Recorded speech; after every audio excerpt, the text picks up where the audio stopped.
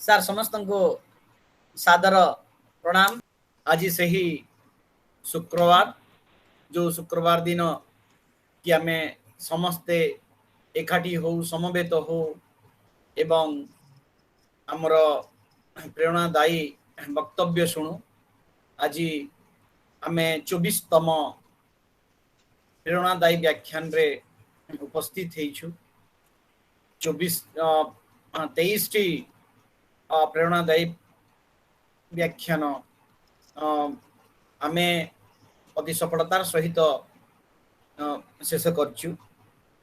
आज आम गहन रे अछंती आम पाखरे अछंती डॉक्टर हरिकृष्ण मेहर सार।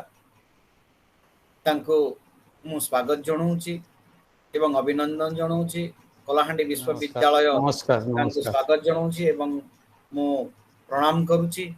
स्वागत करी मोर कुलपति मोर कुल सचिव तथा मोर सहकर्मी एवं सह आवाहिका सरिता बाग तथा मोर सहधर्मी सहकर्मी मानंकु प्रिय छात्र छात्री मानंकु एवं समवेत बुद्धिजीवी ए प्रेरणादायी व्याख्यान रो समस्त गुणीजन मानंकु मु प्रणाम जनाई आरंभ करुच्ची। 24तम व्याख्यान एवं सर्वप्रथमे मु अनुरोध करी आमर लिप्सा महाराणा को से स्वागत संगीत परिवेशन करवा हेबे। लिप्सा महाराणा प्लीज। समस्त को प्रणाम। मोरुदया आकाशरे मुठा मुठा शून्यता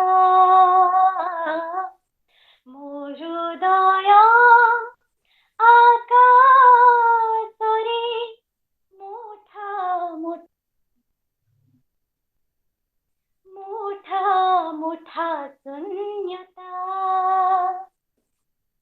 शून्यता तुम पाई शून्यता तुम पाई तुम्हें तारो पूर्णता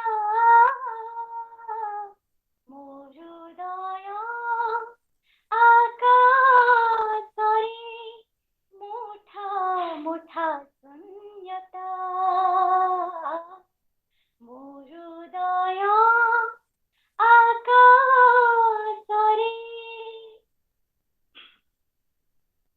तुम आँखे नेड़ी मारी सपनर अंजना तुम प्रीति इशारारे प्रणयर गुंजना तुम आँखे नेड़ी मारी सपनर अंजना तुम प्रीतिर सागरी प्रणयर गुंजना तुम रूपर सगंधी आदि मोर बन्यता मोरुदय आकाशरे मुठा मुठा शून्यता मोरुदय आकाशरे। धन्यवाद। धन्यवाद लिप्सा महाराणा स्वागत संगीत परिवेशन करथिबारु। साहित्य शीत ऋतु रे भी बसंत आनी पारे एवं ग्रीष्म ऋतु रे भी अति सुंदर परिवेश सृष्टि करि पारे। समाज और साहित्य आजिर विषय ए विषय रे आमको अवगत करेंगे, आमको अभिभाषण देवे डॉक्टर हरिकृष्ण मेहर। किंतु ता पूर्व मु आमंत्रण जनइबी आमर कुल सचिव श्रीयुक्त पीताम्बर भोई महोदय को तांकर अभिभाषण रखिबा पई मु अनुरोध करुछि। धन्यवाद सर। समस्त को नमस्कार।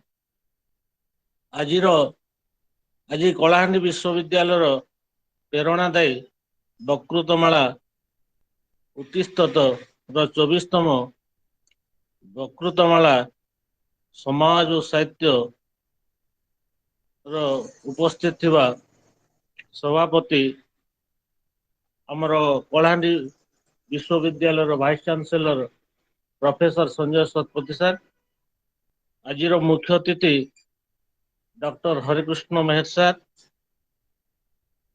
आमर deputy registrar captain Jaydev sir, आवर्त तांडी बाबू, आमर political science HOD Shrimati Sarita Bag madam एवं आम कलाहांडी यूनिवर्सिटी रो परिवार समस्त सदस्य एवं यही वेबिनार रे जॉइन करथिबा समस्त बुद्धिजीवी, साहित्य प्रेमी, गाल्पिक एवं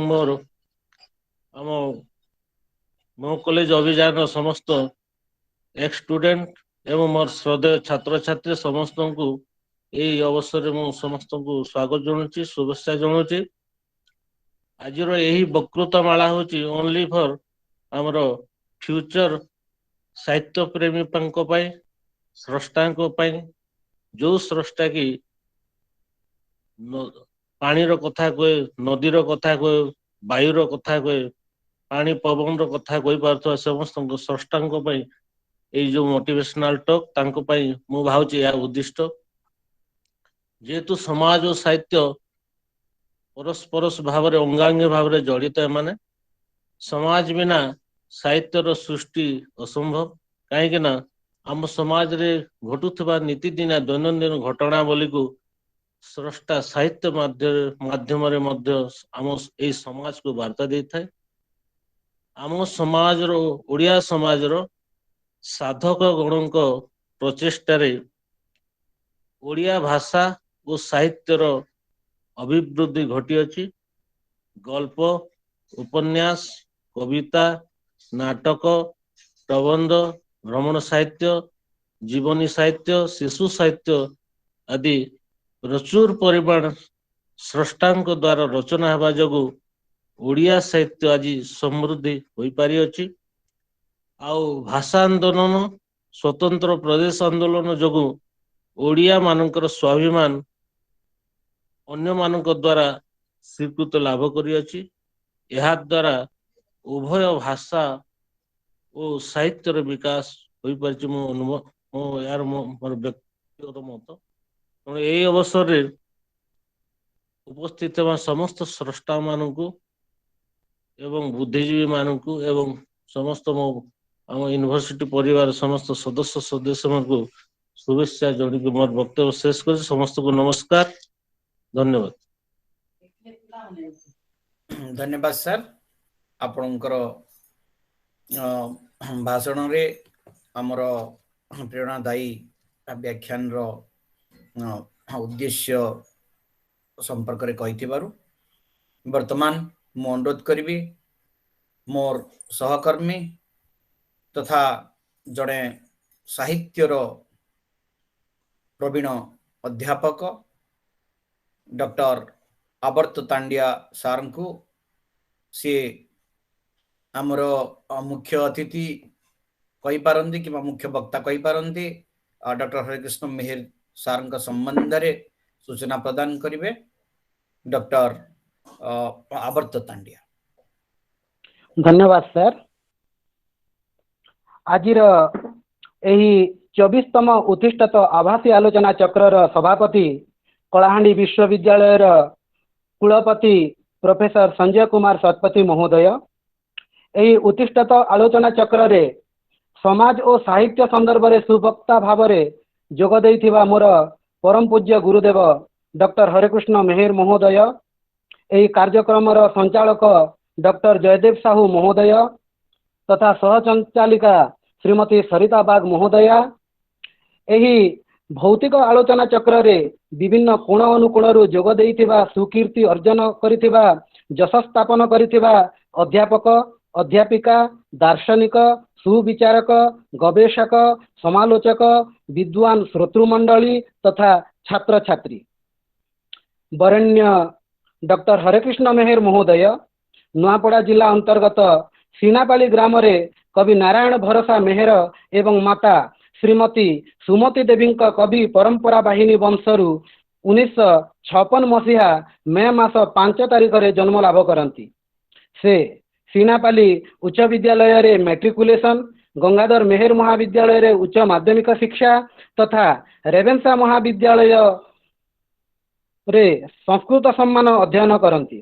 तापरे बनारस हिंदू विश्वविद्यालय रु स्नातकोत्तर एमए विद्या बारिधि पीएचडी एवं जर्मन भाषा उपाधि रे विभूषित हुअंती।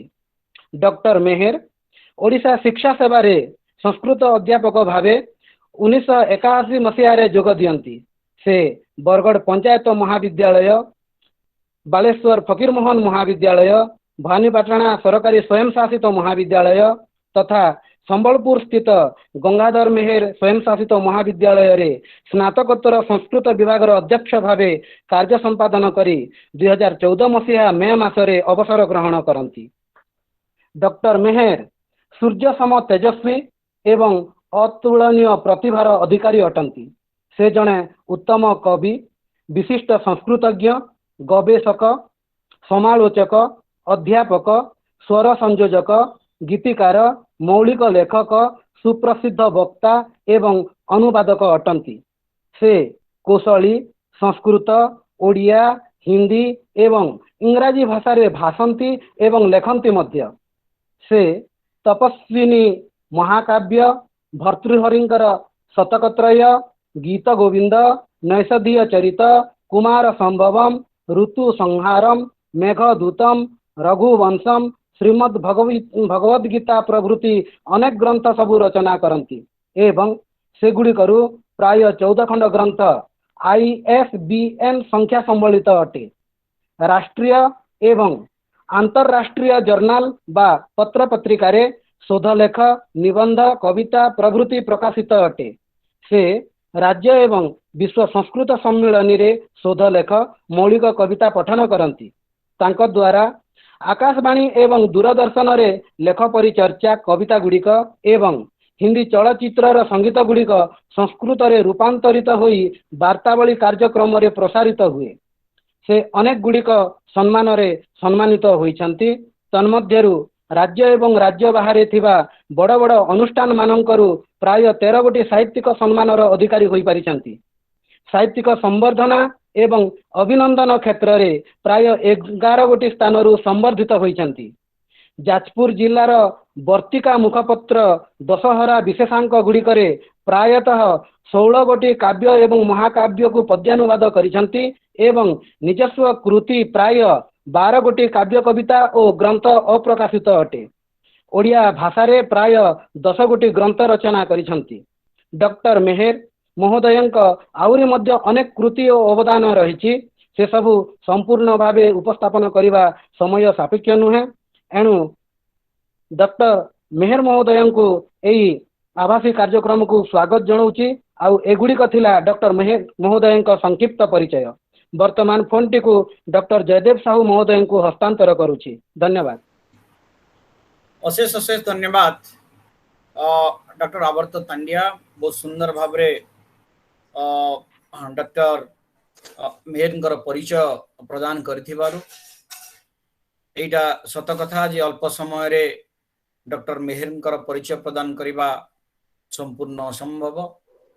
से अविभक्त कलाहांडी जिल्लार जड़े सुयोग्य दायाद, जड़े स्रष्टा, जड़े शिक्षक, तांको संपर्क रे जेते कहले भी कम। सरकारी महाविद्यालय रे मोर सौभाग्य तांको सहित कार्य करी अछि। ड्रामाटिक एसोसिएशन इत्यादि अनेक एसोसिएशन रे तांको पाखरे मु काम करिवार सुযোগ पाइछि।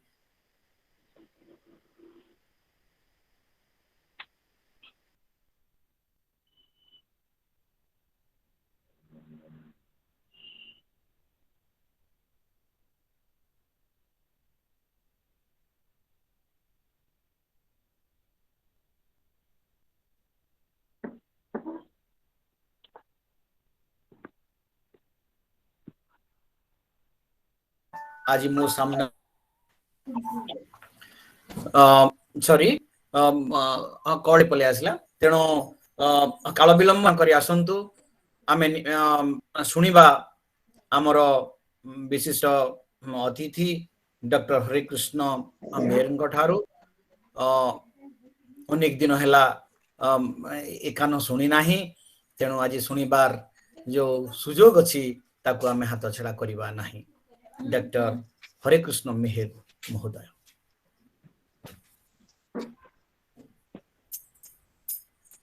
ओ मो कथा सुबुछि आज्ञा आज्ञा कथा सुबुछि सुबुछि अच्छा शुभुची सर शुभुची। हां हां समस्त नमस्कार। ओम आनो भद्रः क्रतवो यन्तु विश्वतः सरस्वती नः शुभगामयस्करात्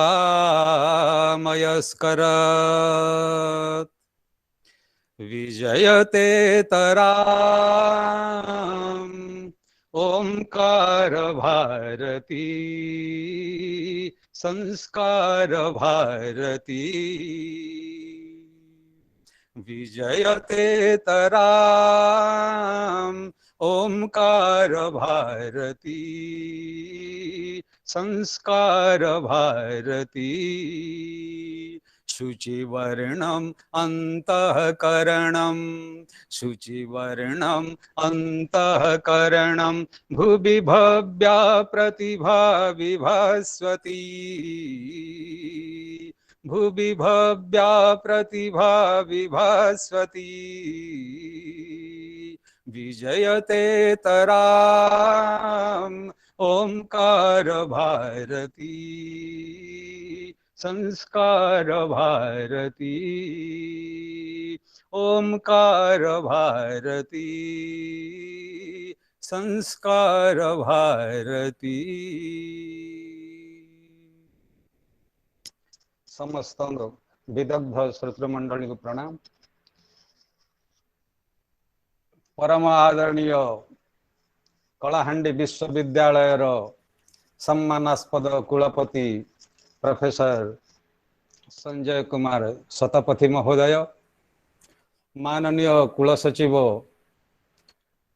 श्रीयुक्त भोई महोदय, संयोजक कैप्टेन डॉक्टर जयदेव साहू महोदय, श्रीमती वाघ महोदया, श्रद्धेय डॉक्टर आवर्त, अन्यान्य समस्त अध्यापक अध्यापिका वृंद, वरेण्य श्रोतृमंडली दर्शक मंडली तथा श्रद्धेय छात्र छात्रीगण एवं अन्यान्य वरेण्य निमंत्रित अतिथि वृंद समस्त को मोर आंतरिक अभिनंदन शुभकामना एवं प्रणति जनाऊँची। आज कलाहांडी विश्वविद्यालय रे एक उत्साह प्रदान प्रेरणात्मक जो वक्तव्य उपस्थापन करने मते अवसर दि जाइछि सेथिपाई माननीय कुलपति महोदय को तथा कलाहांडी विश्वविद्यालय समस्त अध्यापक मंडली को मोर आंतरिक कृतज्ञता एवं धन्यवाद जनाऊँची। निश्चित भाव में यह मो पाई आनंदप्रद उत्साहप्रद मध्य। मो कलाहांडी विश्वविद्यालय रे एथि पूर्वे जहाँकि सरकारी स्वयं शासित महाविद्यालय थिला प्राय 20 वर्ष रु अधिक एथिरे मु अध्यापना करि सारिछि।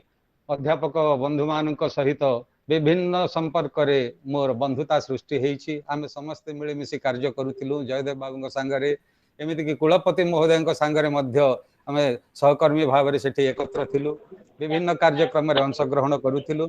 आज मते स्मरण करी एठी निमंत्रण आमंत्रण करिथिबा जोगु मु बहुत बहुत कृतज्ञता ज्ञापन करुछि।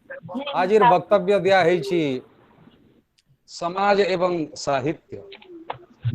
सीमित समय भितर आधा घंटा भितर मते समाप्त करने को पड़ो निजर वक्तव्य। तेबे जानी नेबा समस्त तो साहित्य विषय सब जानी, समाज विषय समस्ते जानी, केवल मोर पुनरुक्ति हो पारे तथापि किसी वक्तव्य ये उपस्थापन करने को पड़ो। तेणु एक प्रकार आपण मानक सान्निध्य लाभ पाई एठी मु अत्यंत आनंद अनुभव करुछि एवं समाज एवं साहित्य विषय रे किंचित वक्तव्य उपस्थापन करबा पई जाउछि। आमे जो परिवेश रे रहिछु, देशर जो विभिन्न ग्राम रे रहिछु किंबा शहर रे रहिछु किंबा जे कोनोसी स्थान रे विश्व रे आमे रहुछु, आमर गोटे गोटे गोष्ठी रहुछि जो कि मानव गोष्ठी रहिला, मानव समाज रहिला, समस्त प्राणी वर्गर अलगा अलगा समाज रहिछि। एवं जेतेबेले दुनिया रे मनुष्य विचारवंत प्राणी सबु बुद्धि बल रे निजर विद्या बल रे से केते उच्च स्तर को जाई पारे आमे ताहा अनुभव करि पारुछु वैज्ञानिक जुग रे। एवं ता सहित खाली वचनर जो परिप्रकाश से वचनर परिप्रकाश को जेतेबेले लिपिबद्ध करा जाए ताहा कोनोसी रचना हुए, ताहा कोनोसी पुस्तक हुए। सेही पुस्तक हेई पारे कविता, हेई पारे गीति, हेई पारे उपन्यास, हेई पारे नाटक, भ्रमण कहानी, जे कौन सी कथा हेई पारे। एमिति विभिन्न प्रकार जो साहित्यर विभाव गुड़िक रही आमे ता सहित समस्ते परिचित। तेबे साहित्य जोटा कहा जाउछि ताहा विभिन्न प्रकार व्याख्या करा जाई पारे। गोटे हेला महाकवि कालिदासंक भाषा रे जदि आमे साहित्य विचार करिबा किंबा अन्यान्य जो संस्कृत आलंकारिक माने अछंती जो भारतीय भाषा मूल भारतीय भाषा संस्कृत रे भी लिखि जाइछंती समस्ते, जहाँकि भाषा मानकर जननी कहा जाए, जो भारतीय संस्कृति एवं संस्कृत एकांत भाव रे जड़ित परस्पर सही भारतीय भाषा रे मूल भाषा रे जोटा रचना करा हेछि ताहा समस्त भारतीय अन्य भाषार साहित्य को उद्बुद्ध करिछि। यह कौनसी प्रकार अस्वीकार करा जाई पारिबो नाही। तेबे महाकवि कालिदास कहंती जोटा कि जगत पितरौ वंदे पार्वती परमेश्वर बागर्थ विव संपृक्त बागर्थ प्रतिपत्तये जगत पितरौ वंदे पार्वती परमेश्वर। आउ एपटे अन्य भाषा रे जोटा कि अलंकारिक माने कहिछंती सब विभिन्न क्षेत्र रे शब्दार्थ सहित काव्यम। आमे साधारणतः भाव रे बुझू जे कौनसी रचना काव्य हेई पारे, कविकृति हेई पारे। कबीर मनीषी परिभू स्वयंभू बोली उपनिषद मानक वर्णना करा हेछि, जोटा कि वैदिक साहित्य रे रहिछि। सही कवि जे कि क्रांतदर्शी, जे कि कालर कथा तीन कालर कथा जे कि निजर सूक्ष्म बुद्धि बल रे निजर सूक्ष्म दृष्टि बल रे देखि पारे ताकू कवि बोली कहा जाइछि, जोटा कि क्रांतदर्शी बोली। कवि समय अतिक्रांत हेले मध्य से अतीत हेउ वर्तमान हेउ भविष्यत हेउ जे कि निजे सूक्ष्म बुद्धि बल रे विद्या बल रे निजर तृतीय नयन रे जे कि विचार करि पारे, देखि पारे एवं ताकू लिपिबद्ध करि पारे ताकू कवि बोली कहंती। एटा साधारण भाषा रे आमे बुझिबा। अपारे काव्य संसारे कविरेव प्रजापति बोली अग्निपुराण रे मध्य वर्णना करा जाइछि। द्वितीय स्रष्टा जोटा कि ब्रह्मांक परे जोटा कि ब्रह्मा विश्व रचना कले ता परे जो द्वितीय स्रष्टा आसिले से हेउछंती कवि। कवि माने साहित्यकार एठी बुझिबाकू पड़िबो। केवल खाली कविता रचना नुहे, जे कौनसी साहित्यकार जे कौनसी रचनाकार समस्त को कवि भाव रे ही एठी ग्रहण करा जाइछि। तेबे सही साहित्य जोटा कि सहितर भाव साहित्य सहित जोटा कि परस्पर भितर जो संश्लिष्टता संलग्नता जेमिति शब्द अर्थ मिसिकरी रही एकत्र, शब्द बिना अर्थर कौनसी मूल्य नाही कि अर्थ बिना शब्दर कौनसी मूल्य नाही। एमिति परस्पर जो संबद्ध अछंती दुहे शब्द अर्थ तार मिश्रित रूप होची काव्य, जाको आमे अन्य भाषा रे कहिले काव्य विभिन्न प्रकार हेई पारले मध्ये तार गोटे विभाव विभिन्न जोटा कि विधा किंवा प्रवृत्ति बोली कहा जाउची आज काली साहित्य रे, जोटा संस्कृत साहित्य रे मध्ये अछंती से अनुसार मध्ये मु टिके आलोकपात करिबि प्रसंग अनुसार। हेले सही सहितर भाव जो परस्पर शब्द एवं अर्थर जो परस्पर समन्वय भाव ताको आमे काव्य बोली कहूछु। एवं जहा कि वाक अर्थ भाषा एवं भाव, अन्य भाषा रे कहले वाक होची भाषा अर्थ होची भाव, वर्ड एंड मीनिंग बोली जहा को इंग्रजी रे कहा जाए। तेबे ये जो भाषा एवं भावर जो परस्पर संश्लिष्टता परस्पर जो एकात्मता सेमिति अर्धनारीश्वर रूप मध्य शिव एवं पार्वती को वर्णना करिसंते महाकवि कालिदास। अन्य भाषा रे आउ गोटे मध्य बुझा जाई पारिबो जोठी कि हित रहिछि सहित माने हित सहित अर्थात कल्याण सहित मंगल सहित जोटा कि समस्तंकर क्षेम कारक जहा कि समस्तंकर हित कारक सेटा मध्य सहितर भाव होछि साहित्य। आ संस्कृत रे साहित्य बोली मध्य कहा जाय साहित्य को जेमिति लालित को लालिती मध्य एई शब्द गुटिक मध्य प्रयोग करा जाय आगु मध्य रहिछि एबे मध्य प्रयोग करा जाउछि। तेबे साहित्य जेते बेले आमे विचार करूछु सही ता सहित मनुष्यर जीवन प्राणी मानकर जीवन एवं ता सहित समाज कथा मध्य आसीबो। एटा त्रिवेणी संगम बोली बुझा जाई पारिबो। गोटे हेला मानव मनुष्य जीवन एवं तहिरे रहिला समाज एवं तापरे होछि साहित्य। तेणु जीवन समाज एवं साहित्य कथा जदि आमे विचार करिबा परस्पर एकांत भावरे एकात्मतार सहित एमाने परस्पर जड़ित अटंती संश्लिष्ट अटंती।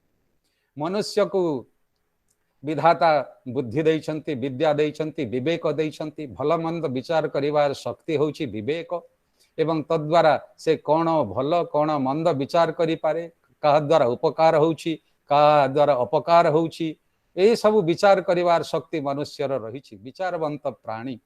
तेणु मनुष्य सब किछि करि पारे दुनिया रे यद्यपि विधातांकर सृष्टि अन्यान्य जेते अछंती पशु पक्षी एवं कीट पतंग प्रभृति समस्त विधातांकर गोटे गोटे सृष्टि वृक्षलतांकर मध्य चेतना शक्ति रहिछि एटा संस्कृत रे भी रहिछि वैज्ञानिक दृष्टि मध्य रहिछि समस्तंकर जो परस्पर भितर समन्वय भाव रहिछि। चंद्र सूर्य ग्रह नक्षत्र तारा जेते नदी नाल पहाड़ पर्वत अछंती जेते प्रकृतिर जो विभाव गुड़िक ए निसर्गर समस्त प्रकार उपादान मनुष्य सह संपृक्त। तेणु एमाने मध्य साहित्य सब आसंती एमान को छाड़ी की देले प्रकृतिर उपादान मान को छाड़ी देले नैसर्गिक विभाव को छाड़ी देले मनुष्य बंची पारिबो नाही। मनुष्य कोन जे कोनसी प्राणी बंची पारिबो नाही। आजिकाली वैज्ञानिक माने मध्य मंगल ग्रह विभिन्न ग्रह जीवा पाई सब चेष्टा करिसंती एवं पहुंची सारिसंती मध्य जेउठी जल स्थलर सब प्रकार जो सुविधा अछि सेठी ही मनुष्य एवं प्राणी बंची पारे। तेणु वर्तमान रो जो कथा विचार करबा एवं साहित्य कथा जेते बेले आसुची एटा एक व्यापक शब्द। तेणु अल्प समय भितरे निर्धारित समय भितरे सीमित समय भितरे ए सबुर आलोचना संभव नुहे तथापि किछि आलोकपात करिबा जतिकि संभव। साहित्य कथा जदि विचार करिबा आमे ओडिया साहित्य कथा जदि मूलर विचार करिबा आमे देखिबा शूद्रमुनि सारला दासंक ठारू आरंभ करी ता पूर्वरु जोटा कि चर्या प्रभुति थिला सेही समयरु जदि भाषा दृष्टि देखिबा वर्तमान से सारला दासंक परे परे जो आसिले अन्य जो बलराम दास प्रभृति आसिले कवि सम्राट उपेन्द्र भंज आसिले एवं परवर्ती काल रे कविवर राधानाथ राय गंगाधर मेहर एवं अन्य जेते आधुनिक कवि परे परे जो आसिले समस्त वर्तमान पर्यंत से मानकर सबुरी जो रचनावली रही जोटा कवितावली रही एवं जो जे कोनसी रचना हे पारे से सबु साहित्यर अंतर्भुक्त। तेणु प्रत्येक साहित्य समाजाश्रयी समाज को आश्रय करी ही नहीं थाए सबु निश्चित भाव में आमे कहि पारिबा जे शूद्रमुनि सारला दासंक ठारू जदि आमे विचार करिबा वर्तमान पर्यंत विचार करिबा सेथिरे अन्य भाषा रे कहिले गोटे आधुनिक शब्दटी आसुछि यद्यपि प्रत्यक्ष भाव में नुहे तथापि परोक्ष भाव में गोटे आधुनिक शब्दटी आसुछि। आमे आजिकाली निजको आधुनिक बोली मने करूछु वैज्ञानिक जुगरे आमे पदार्पण करिछु वैज्ञानिक जुगरे आमे जन्मिछु बढ़ीछु खाउछु पीउछु सब कार्य करूछु सबु प्रकार जते प्रकार भौतिक सुख आमे सब अनुभव करूछु सुख स्वच्छंद सुविधा सब आमे भोग करूछु। तेणु आमे जे आधुनिक सही कथा वर्तमान आमे विचार करिबा। शूद्रमुनि सारला दास जे कि ओडिया साहित्यर कर्णधार थिले मूल सेही समय विचार करिबा तांको समय रे से जो भाषा रे लेखिले सेहीटा ही आधुनिक भाषा थिला।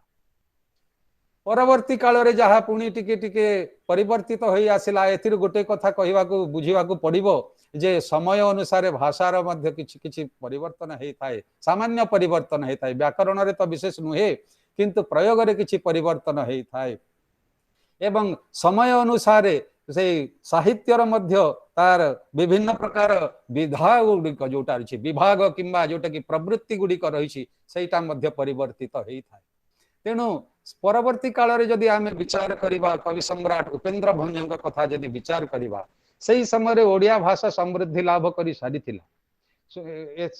एथुगंते द्रोण विद्या पुत्रंत हकारी बाबू तुम्हें जाओ रे मृगया वन हरी से पुत्रंत शब्द थिला पुत्र मानू अर्थ शब्द इटा प्रत्यय थिला पुत्र मानू अर्थरे पुत्र को अर्थरे परवर्ती काल रे सहीटा पुनी परिवर्तित हेई सहीटा उपेन्द्र भंजक काल रे मध्य सेठी प्राय जोटा कि असमापिका क्रिया गुड़िक रहिला उपेन्द्र भंज गीत कही एमिति सब बोलई दास जगन्नाथ ए रकम सब भागवत आदि इत्यादि मध्य भाषा प्रबंधे भागवत प्राकृत बंधे भागवत कही दास जगन्नाथ यही सब जोटा परवर्ती काल रे आसिला ओडिया साहित्य रे तो विभिन्न प्रकार राग रागिणी रही जोटा कि अन्य भाषा रे नाही साहित्य रे नाही सेतिपाई आमर भाषा ओडिया साहित्य अत्यंत गौरवमय एवं वैचित्र्यमय मध्य समस्त को जहाँ कि मुग्ध करि थाए उत्साह प्रदान करि थाए जोटा कि सांगीतिकता रे परिपूर्ण एवं समस्त प्रकार रो जोटा कि साहित्यिक गुण रे मध्य एटा अत्यंत समुज्वल पुष्कल समृद्ध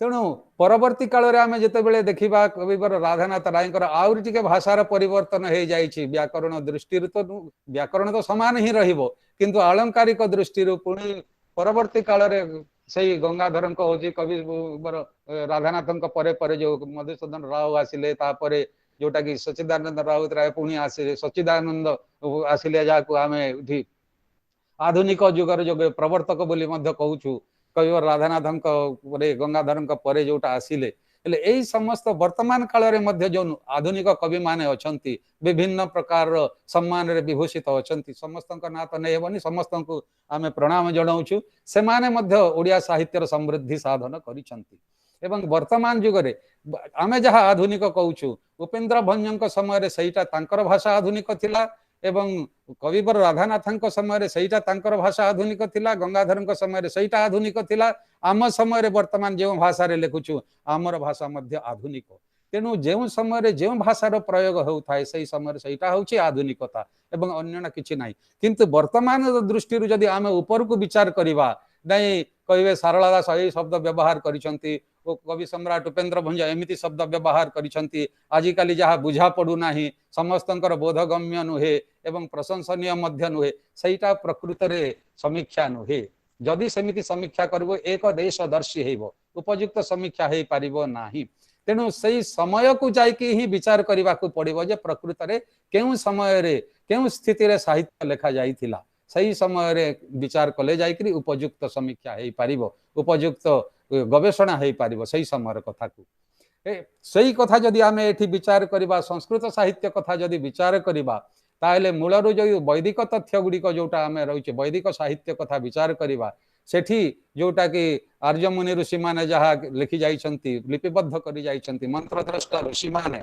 जहाँ शुणी शुणिकी निजर शिष्य मान को शुणुथिले एवं शिष्य माने तांकर शिष्य मान को शुणुथिले एमती परंपरा क्रमे जहाँ चली आसीथिला ताकू श्रुति बोली कहा जाउथिला वेदर अन्य नाम श्रुति किंतु वैदिक साहित्य देखिबा सही समय समाज सही समय समाज एवं वर्तमान समय समाज रे तुलना करले आमे बुझी पारिबा जे साहित्य रे जो समाज तत्व रही सामाजिक जो विभिन्न प्रकार उपादान रही से कौन कोठी सामंजस्य रही कोठी कोठी पार्थक्य रही विचार करिबा आमे जेतेबेले देखिबा वैदिक साहित्य रे सेठी मध्य समाज एवं साहित्यर केमिति परस्पर समन्वय रही जो साहित्य समाजर हितकारक एवं समाजर कौन प्रकार जदि विपत्ति आसे किंबा संकट आसे किंबा कौन क्षति आसे साहित्य जदि से रक्षा करुछि ताहेले सेटा होछि उपकारक साहित्य निश्चित भाव में आमे से साहित्य को स्वीकार करिबा एवं जो साहित्य रे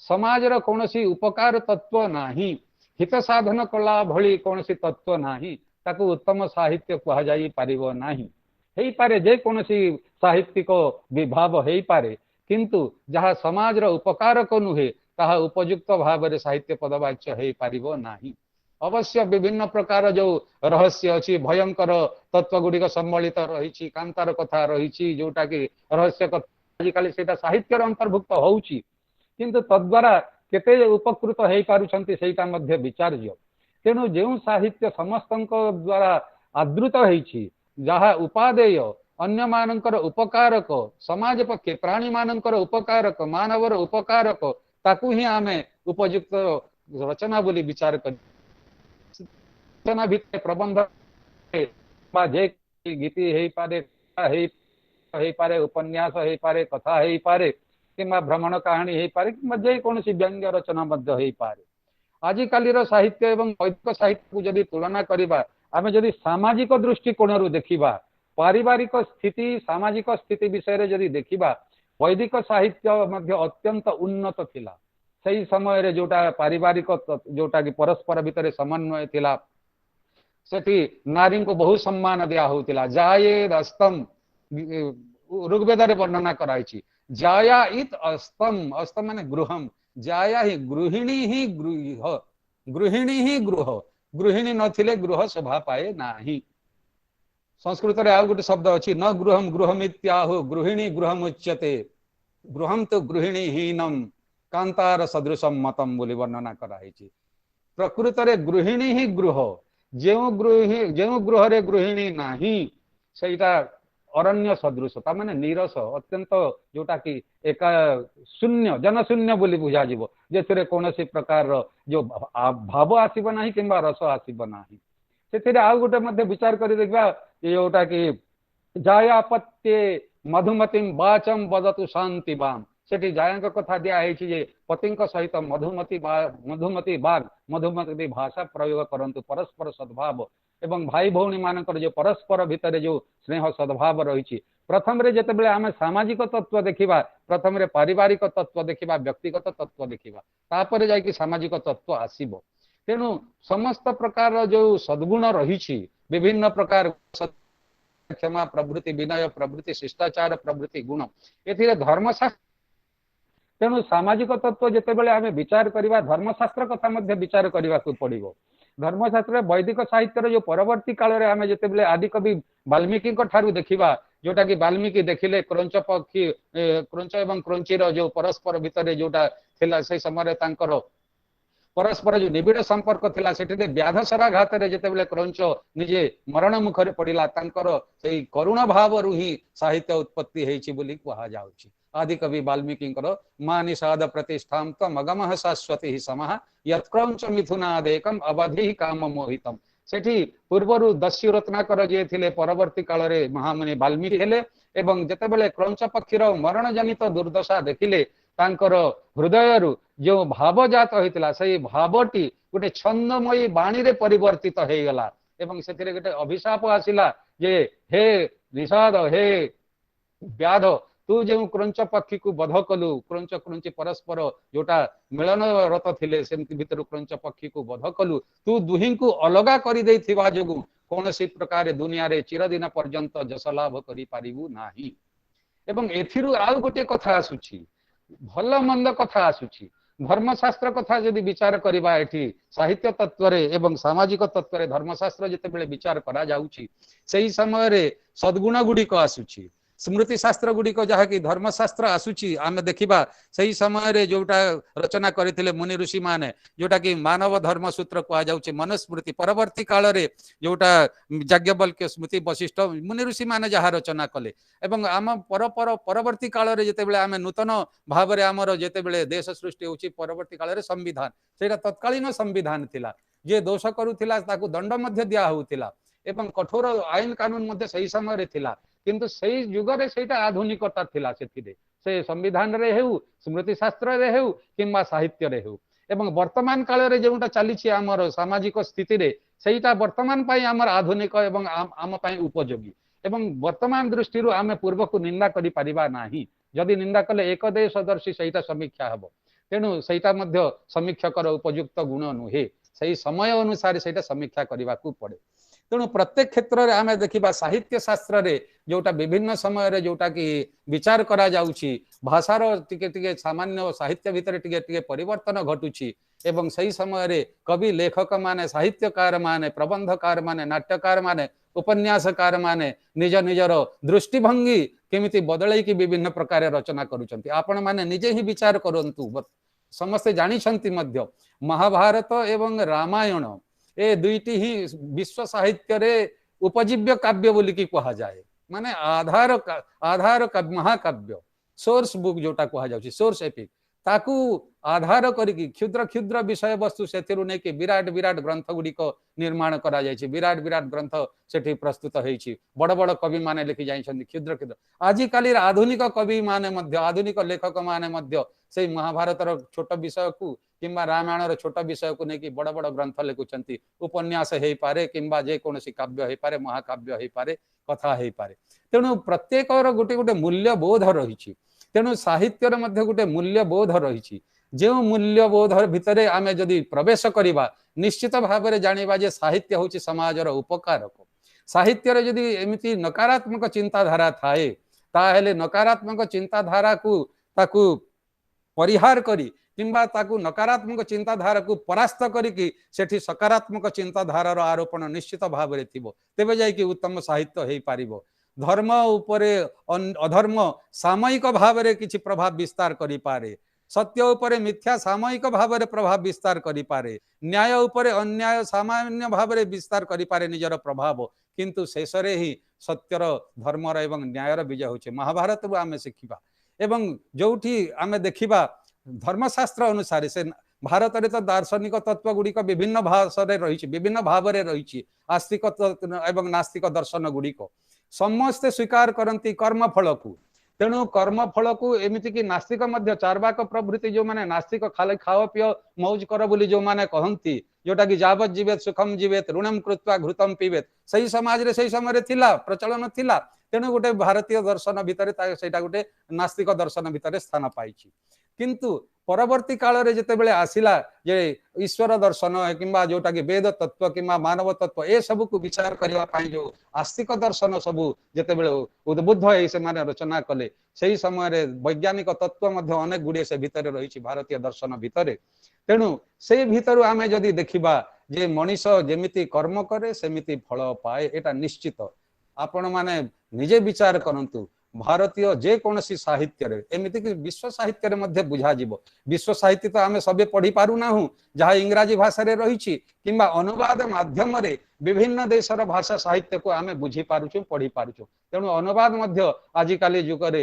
एक अमूल्य साहित्यिक विभाव बोली कि विचार करा जाई पारिबो परस्पर भाषा साहित्यर परस्पर जो समन्वय पाए समग्र विश्व साहित्य तेणु विश्व साहित्य रे जेतेबेले देखिबा नायक किंबा खलनायक जो माने थांती ए परस्पर नायक जदि उत्तम कर्म करे ताहले प्रशंसार पात्र हेई थाए एवं खलनायक परिशेष रे दंड पाए एटा सबु साहित्य रे रहिछि एटा चिरंतन सत्य जन्म मृत्यु जेमिति चिरंतन सत्य आलोक अंधार जेमिति रहिछि मिलन विच्छेद जेमिति रहिछि ए परस्पर विरोधी तत्व दुनिया रे निश्चित भाव रे थिबे किंतु से नकारात्मक दृष्टिभंगी थिले मध्य ताकू परिहार करी ताकू परास्त करी ताकू विनाश करी सकारात्मक दृष्टिभंगी रे जेतेबेले कवि किंबा लेखक साहित्य रचना करंती जे कोनसी काव्य रचना करंती निश्चित भाव रे ताहा समाज प्रति उपकारक होई थाए वैदिक युग रे मध्य सही समय रे मध्य राष्ट्रभक्ति थिला वर्तमान युग रे मध्य राष्ट्रभक्ति अछि से समय रे मध्य थिला माता भूमि ही पुत्र हम पृथिव्या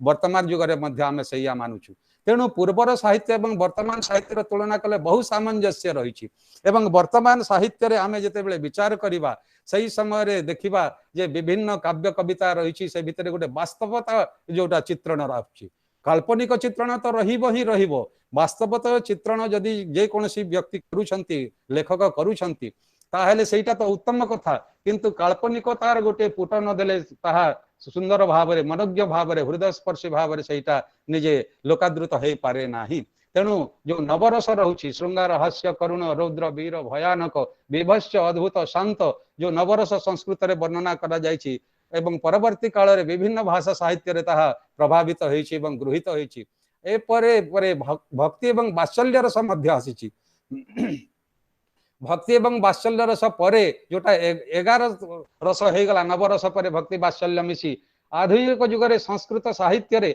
देशभक्ति को गोटे स्वतंत्र स्थान दिया है रस भाव रे आधुनिक संस्कृत साहित्य रे तेणु 12 रस हो गला देशभक्ति राष्ट्र प्रेम जोटा कि पैट्रियोटिज्म अन्य भाषा साहित्य रे आसी नाही किंतु आधुनिक संस्कृत साहित्य रे आसी जाइछि से गुडिक आधुनिक संस्कृत साहित्य रे सबु प्रकार रो विधा वर्तमान प्रयोग होउछि अन्य भाषा साहित्य रे भारतीय भाषा साहित्य रे जहाँ रही जोटा कि महाकाव्य खंड काव्य गीति काव्य रहिला उपन्यास आदि इत्यादि संस्कृत रे पूर्वरु नथिला कादम्बरी थिला किंतु गद्य काव्य भितर अंतर्भुक्त थिला कथा आख्यायिका वर्तमान प्रत्येक भाषा साहित्य रे जहा रही भारतीय भाषा साहित्य रे संस्कृत रे से गुडी को रही विदेशी भाषार साहित्य रे जो छंद गुडी को मध्य रही सेठी हाइकु सिजो तानका सोनेट गजल प्रभृति चतुर्दशपदी कविता गजल जोटा कि विभिन्न प्रकार लोकगीत सबू संस्कृत रे अंतर्भुक्त हो गलानी तेणु आधुनिकतार जो परिवेश रही से साहित्य मध्य निजे प्रभावित हुए जोटा कि प्रत्येक जमी गोटे पार्श्व प्रतिक्रिया रही सेमिति पार्श्व प्रतिक्रिया साहित्य रे मध्य रही समय आसुची मु 5 मिनिट भितर ही समाप्त करी तेणु साहित्य रे जोटा कि आमे देखो कवि किंबा लेखक मानकर से गोटे विचार जो शक्ति रही प्रत्येक रे जो अलंकार तत्व रहिबो रस रहिबो भाव रहिबो ए सबु को उपयुक्त भाव रे आधुनिक दृष्टिभंगी सहित सांप्रतिक दृष्टिभंगी सहित समसामयिक दृष्टिभंगी सहित ताकू जदि उपस्थापन करा जाए कौनसी रचना माध्यम रे से जे कौनसी रचना हो पारे नाट्य उपन्यास प्रवृत्ति जेते रचना हो पारे काव्य कविता तेबे जाई सेटा जनसमाज रो सेटा आदृति लाभ करि पारिबो कालिदास समय से समय नुआ नुआ जिते बड़े लिखिले से निजे कहउचंती एडे बड़ बड़ नाट्यकार माने थाउ थाउ मोर ए नुआ कविता नुआ नाट्य को किए मालविकाग्नि मित्र रे लिखिले पुराण मित्येव न साधु सर्वम सेथिरे आधुनिकता आसुची उपयुक्त विषय रे संतः परीक्षा नेतर भजन्ते मूढ़ पर प्रत्ययनेय बुद्धि तेणु विद्वान व्यक्ति माने जो माने विवेकवंत से माने भल मंद विचार करके उत्तम को ही ग्रहण करती एवं जोटा कि अनावश्यक रहुची ताकू त्याग करती तेणु आमे सबु बेले जे गुण को ही निजे ग्रहण करिबा कविवर राधानाथंकर गोटे उक्ति रही आमे वर्षा पद्य रे मध्य पढुतिलु सेटा जोटा कि राम कहउचंती लक्ष्मण को सेठी देखते देख मलिन होई आश्रम सर नबहे हृदय छवि तीर बनर मति की कलुषित कले जेसने अक्षम जने पर गुण ग्रहण ये देख बाबू लक्ष्मण ये जो निर्मल सरोवर वर्षा ऋतुर गोलिया पानी रे अत्यंत कलुषित हो जाइछि तेणु तीर रे थिबा वृक्षलता किंबा जे कोनसी उपादान से छवि को ग्रहण करि पारु नाही प्रतिबिंबित हो पारु नाही तेणु मति जदि निजर मन जदि निजर हृदय जदि दूषित हो जाए कलुषित हो जाए ताहेले परर सद्गुण को ग्रहण करि पारे नाही मनुष्य तेणु सद्गुण ही ग्रहण करिबा पई निजर हृदय को परिष्कार रखिबा कथा एवं भाषा साहित्य रे आमे जेते बेले देखुछु समाज तत्व कथा जेते बेले देखुछु आमे निज जहाकू पसंद करू अन्य को मध्य सेमिति पसंद करिबा कथा आमे निजे प्रयोग करिबा कथा महाभारत रे कहा जाइछि आत्मनः प्रतिकूलानि परेशान न समाचरेत निजर पाई जहा प्रतिकूल निजर पाई जदि अरुचिकर जहा पसंद नुहे अन्य पाखरे ताकू प्रयोग कर नाही आमे तो निजको तो भल लागू नाही आमे अन्य को काहे की प्रयोग करिबा तेनु आमको जेमिति रुचिकर उपादान दरकार आमे मध्य अन्य पाखरे सेमिति रुचिकर उपादान उपस्थापन करिबा तेबे जाई परस्पर भाव रे उत्तम संपर्क रही पारिबो से श्रद्धा हेउ स्नेह हेउ भक्ति हेउ सम्मान हेउ आदर हेउ पूजा हेउ विनय हेउ शिष्टता हेउ जहा भी हेउ प्रत्येक सद्गुण सही सद्भावना भीतर ही अंतर्गत होता है तेणु परस्पर जो सद्भावना सही सद्भावना सहित आमे जदि उत्तम भाव रे काव्य रचना करबा सही सद्भावना विषय नहीं करी आ दुर्भावना जदि काव्य रे लिखिबा आजिकाली जेमिति विभिन्न प्रकार चलचित्र निर्माण करा होउची तद्वारा लोके केते आदृत होउछंती केते उपकृत होउछंती से सब विचार्य तेणु उपयुक्त सद्गुण गुड़िक शिक्षणीय किंतु दुर्गुण गुड़िक त्याज्य निश्चित भाव रे परिहार्य तेणु जे कोनसी विषय रे जदि आमे विचार करिबा प्रकृत रे आम पई ताहा ग्रहण योग्य कि नुहे सही कथा मध्य विचार करिबा चाणक्य गोटे कथा आचार्य चाणक्य सही चिरंतन कथा गोटे कहि जाइछंती तांकर नीति शास्त्र रे सेथि से कहिछंती सरलता विषय रे आ जोटा कि कठोरता विषय रे कुटिलता विषय रे कहउछंती नात्यंतम सरलैर भाव्यम गत्वा अपश्य वनस्थलीम छिद्यन्ते सरलास्तत्र कुब्जास्तिष्ठन्ति पादपः अरण्य को जाई कि देखो सरल वृक्ष गुडी को लोके काटी पकांती आउ कुटिल वृक्ष गुडी को कुब्जा वृक्ष गुडी को सेमिति पके छाड़ी देगिरी पळे आसंती तेणु समाज रे रहिले अत्यंत सरल हेबा आदौ उचित नुहे कुटिल व्यक्ति माने निश्चित भाव रे हैरान करिवे खळ माने हैरान करिवे एवं सही सरल लोक को निश्चित भाव रे निर्यातित करिवे तेणु अत्यंत सरल हेबा उचित नुहे आवश्यक स्थले सरल हेबो विनय शिष्टता रहिबो तेणु समस्तक पक्षे जहा ग्रहणीय से सबु साहित्य रे अंतर्भुक्त हेबा विधेय मु उपसंहार को आसुछि जे साहित्य रे साहित्यकार माने एमिति प्रयोग करबा कथा जहा समाज पक्षे हितकारक हेबो यद्यपि नकारात्मक दृष्टि विचार करा जाई पारे आजिकाली जेमिति विभिन्न प्रकार रो जोटा कि चलचित्र गुड़िक निर्माण करा जाउछि एवं अत्यंत जोटा कि दुर्गुण गुड़ी को मध्य उत्तेजित कला भलिया जो साहित्य गुड़िक रचना करा जाउछि तद्वारा समाज केते उपकृत होउछि सेटा मध्य विचार करिवार कथा तेणु साहित्यिकर कर्तव्य होउछि समाजर कल्याण साधन करिवा कल्याण साधन केमिति हेबो परस्पर सद्भावना द्वारा हेई पारिबो परिवार व्यक्तिगत परिवार तापर समाज मध्य जेमिति परस्पर भितर सद्भावना रहिबो स्नेह समादर श्रद्धा भक्ति सम्मान आदर जेते जेते रहिछि सद्गुणावली से सबु जदि रहिबो साहित्य रे ताकू जदि लिपिबद्ध करा जिवो एवं जन समाज रे ताकू जदि परिप्रकाश करा जिवो सेटा पुनी शिक्षणीय हेबा दरकार पाठ्यक्रम रे से गुडी को रहिबा दरकार शिक्षा एवं संस्कार अलगा अलगा कथा आमे शिखिबा सिना शिक्षा द्वारा किंतु संस्कार जदि नथिबो उपयुक्त हृदय को आमे परिष्कृत करि परिबा नाही खाली पाठ पढ़ी देले हेबो नाही आम उपयुक्त भाव में शिक्षा रहिबा संस्कार रहिबा दरकार शिक्षा एवं संस्कार जदि परस्पर हुए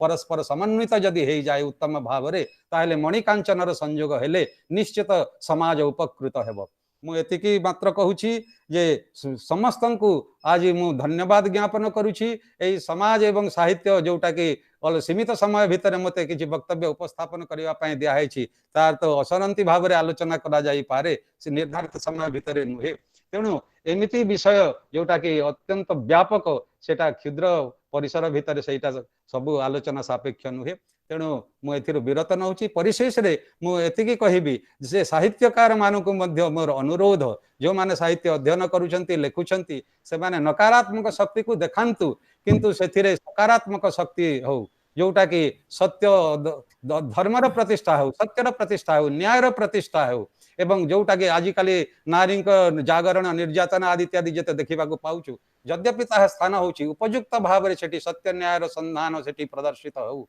एवं परिशेष रे से देशभक्तिर विषय गोटे मु एथि गान करिकि मोर वक्तव्य समाप्त करिबी एवं जे साहित्यकार कवि तांको मध्य प्रणाम एवं जो माने रचना बोली लिखि जाइछंती चिरंतन कालजयी रचना लिखि जाइछंती सेमानको मध्य प्रणाम से कालजयी रचनांको प्रणाम आपण मानक बोली सहृदय सुधी समीक्षक मानक मध्य मोर प्रणाम जणाउची शेष रे गोटे पद मु से देशभक्ति गीत परिवेषण करिकि समाप्त करिबी संहति सूत्र भारत पुत्र मैत्री भरणे शांति भावना धार्या नियतम पर्यावरणे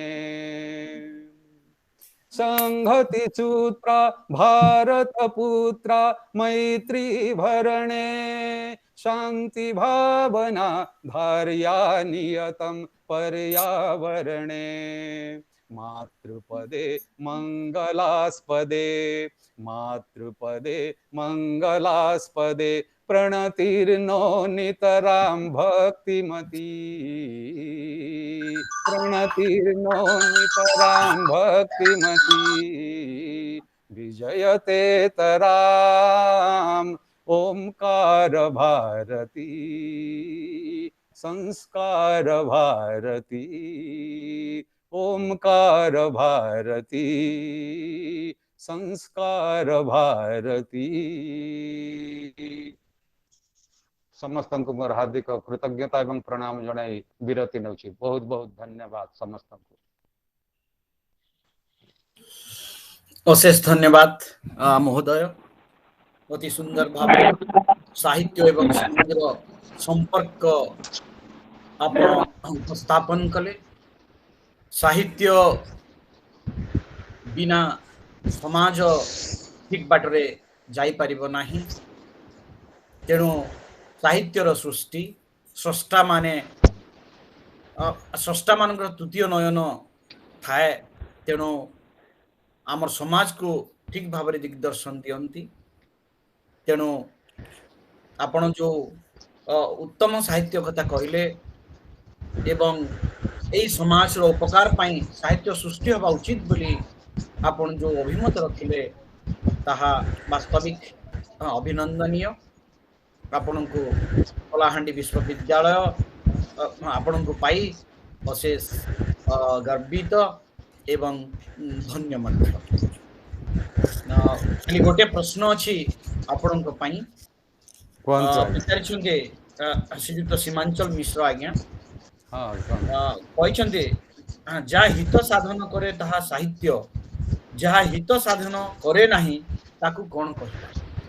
ସେଟା ସାହିତ୍ୟ ପଦବାଚ୍ୟ ହବ କି ନାହିଁ ତାହା ଆଜ୍ଞା ଜାଣିବା ପାଇଁ ଚାହିଁଛନ୍ତି। ଅଧ୍ୟାପକ ଶ୍ରଦ୍ଧେୟ ବନ୍ଧୁ ସୀମାଞ୍ଚଳ ମିଶ୍ର ମହୋଦୟ, ଆପଣ ତ ନିଜେ ଅର୍ଥନୀତି ଶାସ୍ତ୍ରରେ ବିଶାରଦ। ମୁଁ ଆଉ କ'ଣ କହିବି? ଅର୍ଥନୀତି ନହେଲେ ତ ସମାଜ ଚଳିବ ନାହିଁ। ଏବଂ ତା ଭିତରେ ଯେଉଁଟାକି ସାହିତ୍ୟ ଶାସ୍ତ୍ର ସାମାଜିକ ସାମାଜିକ ତତ୍ତ୍ୱ ସହିତ ନିଶ୍ଚିତ ଭାବରେ ଏଇ ଅର୍ଥ ଏବଂ ସାହିତ୍ୟର ମଧ୍ୟ ସମ୍ପନ୍ନ। ଅର୍ଥ ନ ହେଇଥିଲେ ସାହିତ୍ୟ ଆଉ ପ୍ରକାଶିତ ହେଇପାରିବ ନାହିଁ। ତେଣୁ ଯେଉଁ ସାହିତ୍ୟ ସମାଜର ହିତକାରକ, ଆମେ ସହିତ ଭିତରେ ପରସ୍ପର ଯେଉଁ ଶବ୍ଦ ଅର୍ଥର ଯେଉଁ ସମନ୍ୱୟ ବୁଝୁଛୁ, କିନ୍ତୁ ସେଥିରେ ହିତ ମଧ୍ୟ ରହିଛି, କଲ୍ୟାଣ ରହିଛି, ମଙ୍ଗଳ ରହିଛି, କ୍ଷେମ ରହିଛି ଦୁନିଆର। ଆଉ ଯେଉଁ ସାହିତ୍ୟରେ କିମ୍ବା ଯେଉଁ ରଚନାରେ ସମାଜ ପାଇଁ ଯଦି ଅମଙ୍ଗଳକାରକ ତତ୍ତ୍ୱ ରହିଛି, ମୁଁ ଆଉ ଗୋଟେ କଥା ମଧ୍ୟ କହିବା ପାଇଁ ସେଠି ମୋର ସମୟ ହେଲାଣି। ଲେଖିଯାଏ ଯେତେ ଅମର କବି, କୁସୁମ କୋମଳ ଲେଖନୀୟ ମୁନେ ନିନାଦ ଈଶତ ଦିବ୍ୟ କବି। ଏ କବିର ଲେଖନୀରେ କୁସୁମର କୋମଳତା ରହିଛି, ଫୁଲର କୋମଳତା ମଧ୍ୟ ରହିଛି ଏବଂ ବଜ୍ରର କଠୋରତା କଠୋର ଗର୍ଜନ ମଧ୍ୟ ରହିଛି। ତେଣୁ ଜଣେ ସମାଜକୁ ମଧ୍ୟ ପରିବର୍ତ୍ତିତ କରିପାରେ, ବିପ୍ଳବାତ୍ମକ ଦୃଷ୍ଟିଭଙ୍ଗୀରେ ମଧ୍ୟ ଲେଖିପାରେ, ଅନେକ ଘଟିଛି ମଧ୍ୟ ସେମିତି। ତେଣୁ ଯେଉଁ ସାହିତ୍ୟ ଯେଉଁ ସମୟର ଯେଉଁଟାକି ମୂଲ୍ୟବୋଧ, ସେଇ ସମୟର ମୂଲ୍ୟବୋଧ ଅନୁସାରେ ସାହିତ୍ୟ ସୃଷ୍ଟି ହେବା ଉଚିତ। ଆଉ ଯଦି ସମାଜ ପାଇଁ ଉପଯୁକ୍ତ ଯେଉଁଟାକି ଉପକାରକ ନୁହେଁ, ତାହେଲେ ତମେ ଆଉ କ'ଣ କହିବା? ସାହିତ୍ୟ ଯଦି ସମାଜର ଉପକାର ସିଦ୍ଧି କରିପାରୁନାହିଁ ତାହେଲେ ତାକୁ କ'ଣ କୁହାଯିବ? ଯେମିତି ଅପସଂସ୍କୃତି ଯେମିତି କୁହାଯାଉଛି, ତାହେଲେ ସେଇଟା ଅସାହିତ୍ୟ କୁହାଯାଇପାରିବ କିମ୍ବା ଅପସାହିତ୍ୟ ମଧ୍ୟ କୁହାଯାଇପାରିବ। ସମାଜର ଯାହା ଉପକାର ସାଧନ କରିପାରୁନାହିଁ, ସମାଜର କ୍ଷତି ସାଧନ କରୁଛି, ତାହେଲେ ତ ଯେକୌଣସି ସୁଧୀ, ଯେକୌଣସି ସହୃଦୟ ମଧ୍ୟ, ଯେକୌଣସି ବ୍ୟକ୍ତି ମଧ୍ୟ ନିଜେ ସାହିତ୍ୟ ପଢ଼ନ୍ତୁ କିମ୍ବା ନ ପଢ଼ନ୍ତୁ, ସେ ନିଜେ ହିଁ ବୁଝିପାରିବେ ଯେ ଏଇଟା ସମାଜ ପକ୍ଷେ ଉପକାରକ ନୁହେଁ।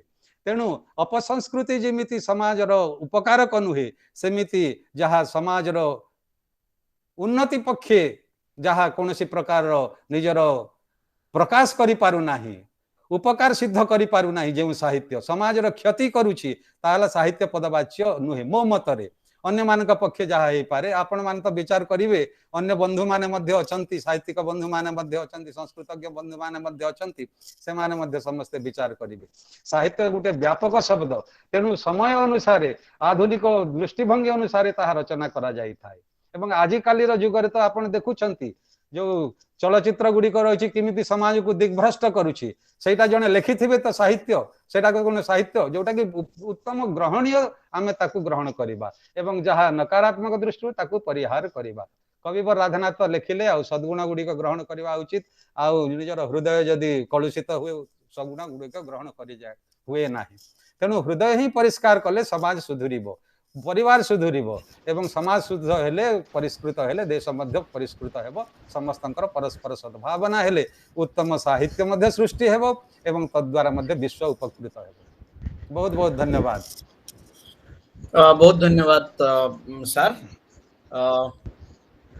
ଆମର ଉତ୍ତିଷ୍ଠ ତଥା କଳାହାଣ୍ଡି ବିଶ୍ୱବିଦ୍ୟାଳୟକୁ ଯଦି ଆମେ ଗୋଟେ ନୌକା ହିସାବରେ ନେବା, ତାହେଲେ ତାର ନାବିକ ଯିଏକି ଏଇ ଡଙ୍ଗାର ନାବିକ ପ୍ରଫେସର ସଞ୍ଜୟ କୁମାର ଶତପଥୀ ଆମ କୁଳପତି, ତାଙ୍କ ଦ୍ୱାରା ଏସବୁ ଅତି ସୁରୁଖୁରୁରେ ଚାଲିଛି।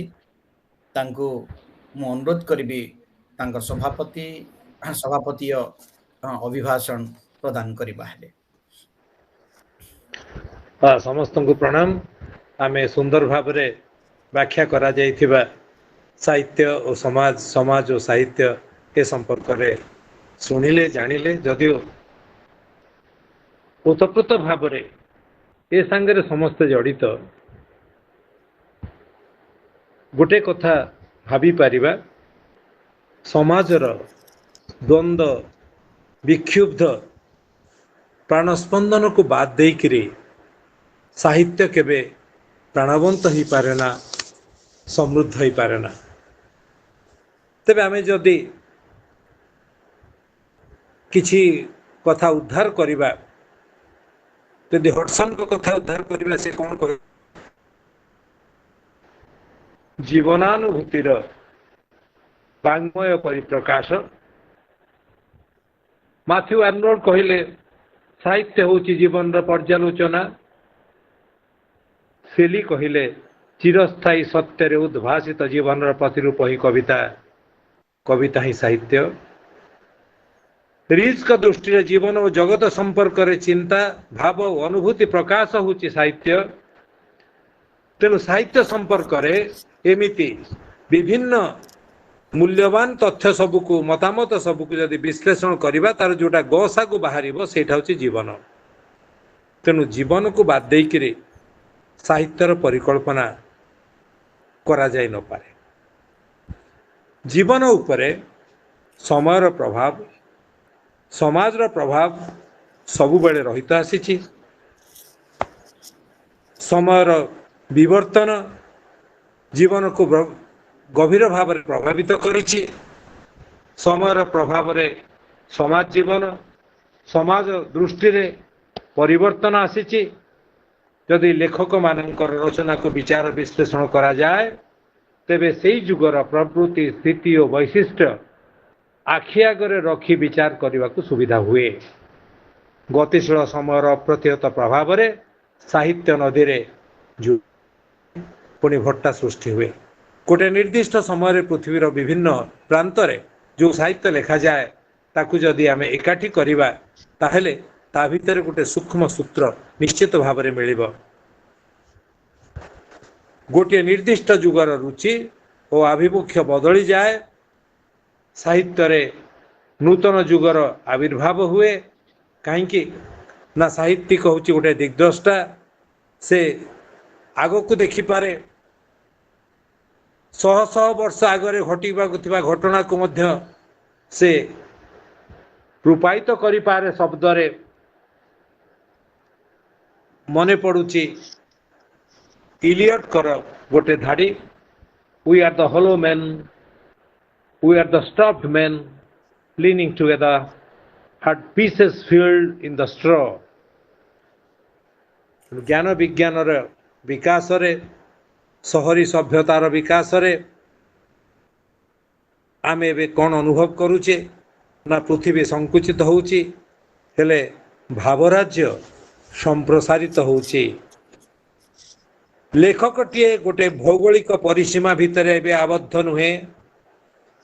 ସ୍ରଷ୍ଟା ପ୍ରାଣର ମୁକ୍ତ ବାତାୟନ ଭିତର ଦେଇ ପ୍ରାଚ୍ୟ ଓ ପାଶ୍ଚାତ୍ୟ ଜଗତର ଭାବରାଜି ସ୍ୱଚ୍ଛନ୍ଦ ବାୟୁ ପ୍ରବାହ ଭଳି ସଞ୍ଚାରିତ ହେଉଛି। କିଛି ପୁରୁଣା ଭାବ ଓ ବିଶ୍ୱାସ, ଧାରଣା ଓ ସଂସ୍କାରର ପତ୍ରଝଡ଼ା ସମ୍ଭବ ବି ହେଇଛି। କିଛି ପୁରୁଣା ମୂଲ୍ୟବୋଧ ଅଚଳନ୍ତି ମୁଦ୍ରା ଭଳି କେଉଁ ସିନ୍ଦୁକ ତଳର ଅସରପି ହେଇକିରି ଲୁଚି ଯାଇଛନ୍ତି। ବିଂଶ ଶତାବ୍ଦୀ ହୁଏତ ଦେଖିଥିଲା ସାହିତ୍ୟରେ ଈଶ୍ୱରଙ୍କର ନିର୍ବାସନ ପ୍ରକ୍ରିୟାକୁ। ଆଜି ପୁଣି ଆଦି ଭୌତିକ ଚେତନା ମଧ୍ୟରେ ଈଶ୍ୱରଙ୍କୁ ହଜେଇ ଦେଇଥିବା ମଣିଷ ଖୋଜି ଚାଲିଛି ତାର ଠିକଣା। ସେଇ ଖୋଜିବା ଭିତରେ ଆମେ ସାହିତ୍ୟ ରଚନା କରୁଥାଏ। ସାହିତ୍ୟ ଭିତରେ ସମାଜର ପ୍ରତିବିମ୍ବ ଦେଖୁଥାଏ, ଆଉ କେଉଁଠି ସାହିତ୍ୟ ଭିତରେ ଆମେ ଆଶାର ଝଲକ ଦେଖୁଥାଏ। ଆଶା ହିଁ ହେଉଛି ଜୀବନ। ସମାଜ ସେଇ ଆଶାକୁ ନେଇକରି ଚାଲିଛି। କିଏ ଜାଣେ କେତେବେଳେ କେଉଁ ବିତ୍ପାତ ଘଟିବ, କେତେବେଳେ ପୃଥିବୀକୁ କ'ଣ ସାମ୍ନା କରିବାକୁ ପଡ଼ିବ, ସମାଜକୁ କେଉଁ ବାଟ ଦେଇ ଗତି କରିବାକୁ ପଡ଼ିବ। କିନ୍ତୁ ଗୋଟିଏ କଥା, ପାରସ୍ପରିକ ସୌହାର୍ଦ୍ଦ୍ୟ ଭିତରେ ଆମକୁ ଆଗକୁ ଯିବାକୁ ପଡ଼ିବ। ଆମେ ଯଦି ଉଦ୍ଧାର କରିବା ଗୋଟେ ଧାଡ଼ି, each one of us is a fallen angel with a single wing to fly, we have to embrace each other। ବେଦରେ ଯଦି ତାର ମୂଳ ଖୋଜିବା, ସଙ୍ଗଚ୍ଛଧ୍ୱଂ ସମ୍ହଦଧ୍ୱଂ ସମାନିଭ ଆକୁତି ସମାନ ହୃଦୟାନିଭଃ ସମାନମସ୍ତୁଭଃ ମନଃ ଯଥା ବସୁ ସହସତି। ଆମେ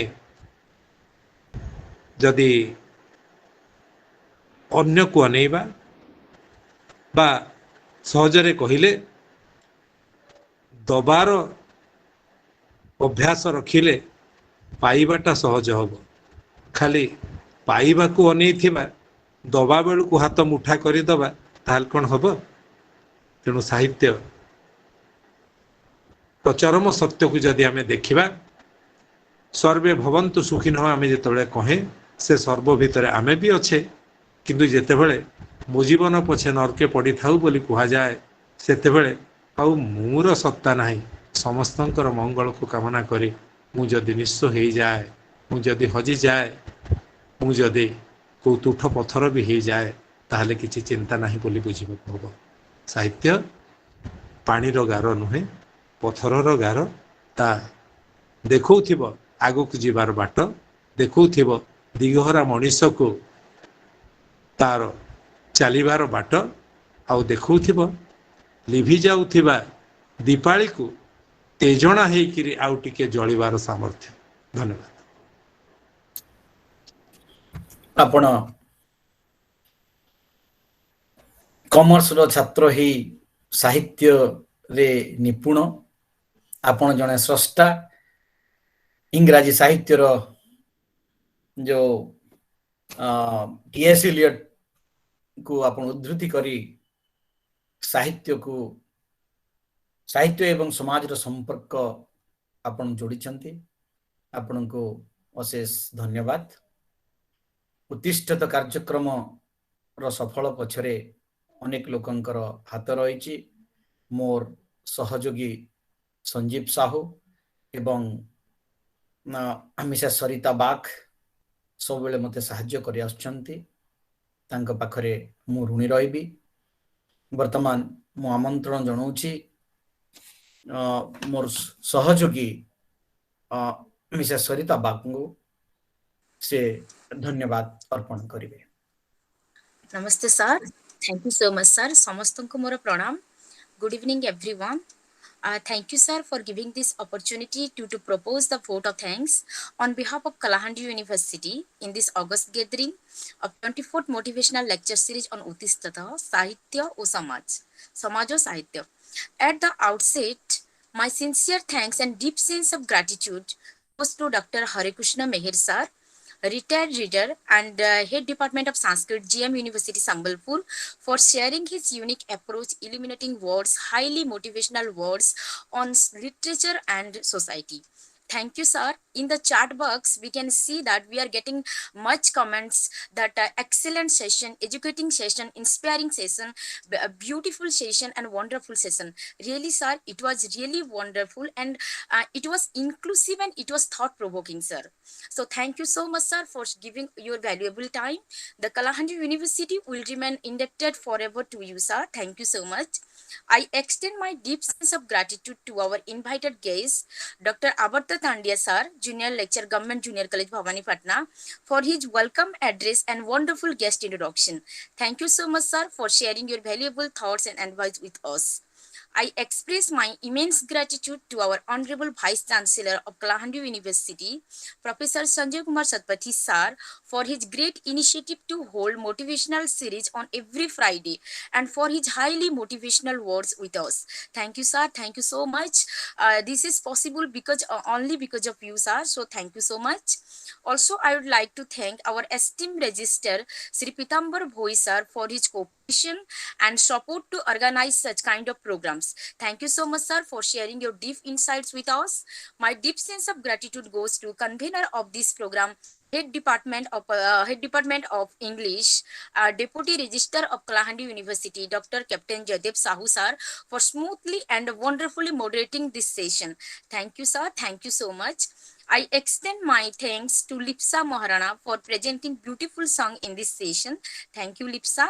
My deep sense of gratitude and hearty vote of thanks goes to all distinguished faculties, eminent personalities from various domains, my colleagues from Kalahandi University, all sincere participants, my dear students for their sincere participation, for constructive feedback and opinions. We are obliged to you all for making this session more successful. Thank you so much. At last but not least, I want to thank our technical assistant Vishnu Chaudhary for his cooperation and patience. Thank you all. Now I would like to invite Dr. Jaidev Sahu sir to handle the session. Thank you sir. आपण को मध्य औतिष्ठत तरफ अशेष धन्यवाद।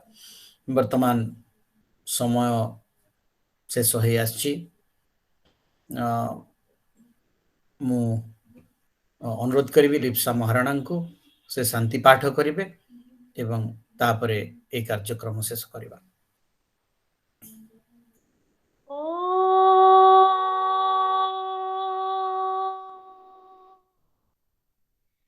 सर्वे भवन्तु सुखिनः, सर्वे सन्तु निरामया, सर्वे भद्राणि पश्यन्तु, मा कश्चित् दुःखभाग् भवेत्। ॐ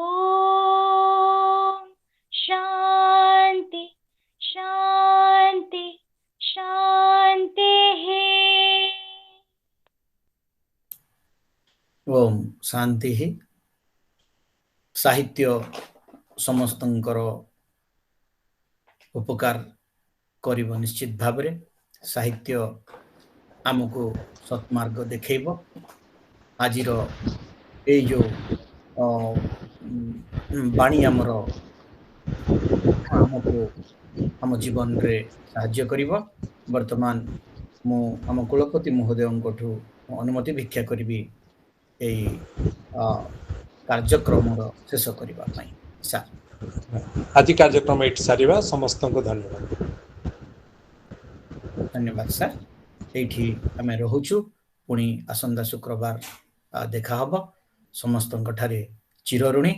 अशेष अशेष धन्यवाद। नमस्कार।